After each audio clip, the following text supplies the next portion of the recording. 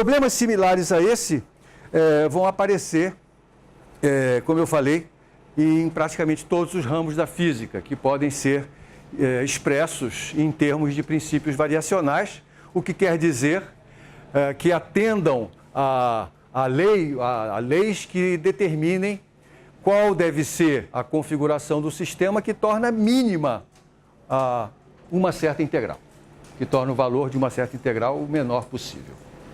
Essa é a essência de um princípio variacional. E o que nós vamos fazer hoje é descobrir de que maneira a gente resolve esse problema. De que maneira a gente encontra a função que faz essa integral se ter o menor valor possível. Tá bom? E essa maneira vai ser a equação de Euler-Lagrange. Então eu vou colocar aqui o problema matemático de uma forma mais geral. Esse problema matemático é o seguinte. Eu vou chamar uma certa integral de S de soma, e essa é uma integral, eu vou escrevê-la, vou usar a notação que está no meu caderno aqui. Então, o problema matemático é esse. Eu tenho aqui uma integral, cujo integrando é uma função de 3 variáveis. Tá? E essas variáveis são uma função, a sua derivada de primeira ordem e a variável independente dessa função. Vamos olhar para os exemplos que a gente mostrou agora há pouco? Olha aqui, ó. Aqui nós temos um exemplo desses.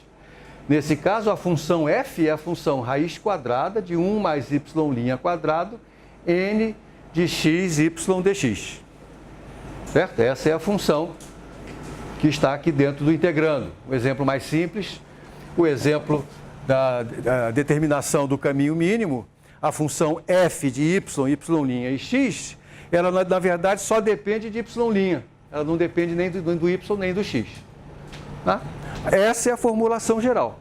Eu quero resolver esse problema, isto é, encontrar, o problema é encontrar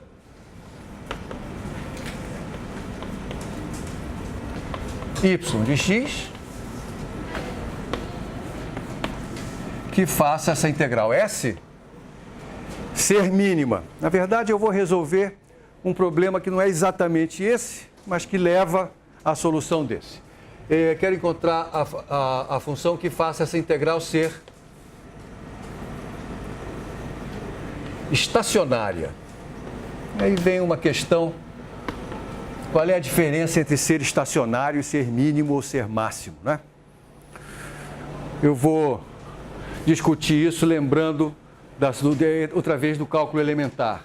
No cálculo elementar, para você encontrar mínimos ou máximos, o que você vai fazer é derivar a função e encontrar os pontos nos quais essa derivada é zero, não é verdade? Ora, quando você encontra pontos cuja derivada é zero, você pode encontrar 3 tipos de situações distintas. Que são essas 3 aqui, ó. Nesse ponto a derivada é zero. E esse é um ponto de mínimo. Aqui a derivada é zero. E esse é um ponto de máximo.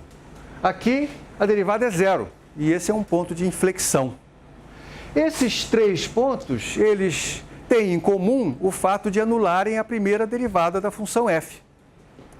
Isso quer dizer que se eu expandir em série de Taylor a função f em torno desses pontos, lembre como é que eu faço aqui a expansão em série de Taylor, discutimos isso na vez passada, né? Vamos chamar de x0 cada um desses pontos. Então, f de x0 mais um hzinho, isso é f de x0, não é isso? Mais h vezes f' de x0, não é assim?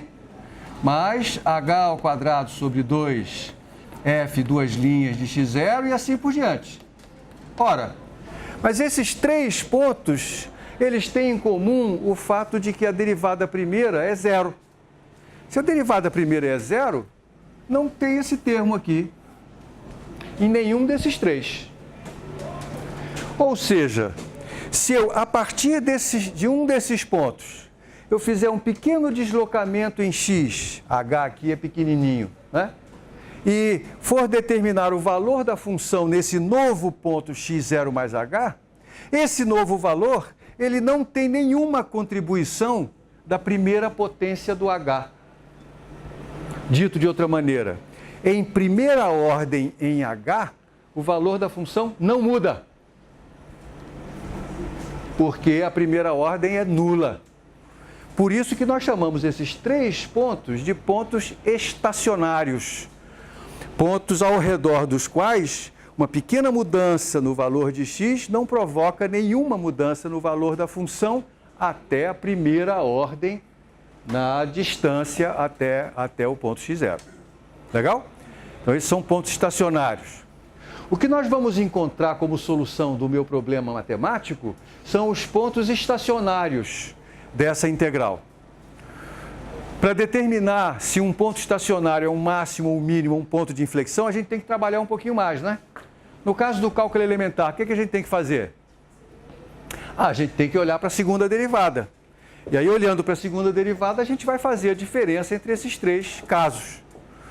No caso do problema matemático mais complexo que eu estou apresentando a você, se eu quiser determinar se a solução encontrada para a solução estacionária, se é uma solução de mínimo, máximo ou outra coisa qualquer, eu vou ter que trabalhar mais. Felizmente, em geral, isso não é necessário, porque basta a solução estacionária, que ela já é a solução do meu problema. Tá? Como exemplo dessa coisa que eu estou dizendo, imagina que eu esteja em 2 pontos na superfície do nosso planeta que estejam sobre o Equador. Por exemplo, as cidades de Macapá e Quito. As cidades de Macapá e Quito têm latitude 0. Estão em cima do Equador. Eu poderia usar essa formulação aqui para determinar qual é o trajeto entre Quito e Macapá que tem a menor distância. Né? Então, eu teria que escrever uma coisa como essa aqui, menor distância e tal, sobre a esfera. É mais complicado do que isso, porque não é num plano. Mas você já pode imaginar, você já sabe qual é a solução desse problema, né? Andar por cima da linha do Equador. Eu ir de Quito até Macapá sobre o Equador. Mas, na verdade, dizer que andar sobre o Equador te dá 2 soluções possíveis. De Quito para Macapá ou de Quito para Macapá. Uma delas é a solução mínima. A outra não é nem máximo, também não é máximo. A outra é mais complicada. Claro que o máximo, imagina, a Bianca já viu que o máximo é qualquer coisa aí. Não é o máximo. Então, essa segunda solução, também estacionária, não é máximo, nem mínimo. Mas é uma solução que não me interessa. Oba! Então, em geral, os problemas que nós vamos encontrar, que podem ser formulados dessa maneira, a determinação do mínimo, para a determinação do mínimo, será suficiente determinar o ponto estacionário, porque ele já será a solução de mínimo. Ou então, eu poderei identificá-lo com a facilidade com que eu identifiquei nesse caso que eu acabei de mencionar aqui. Tá bom? Legal? Estão prontos para resolver o problema?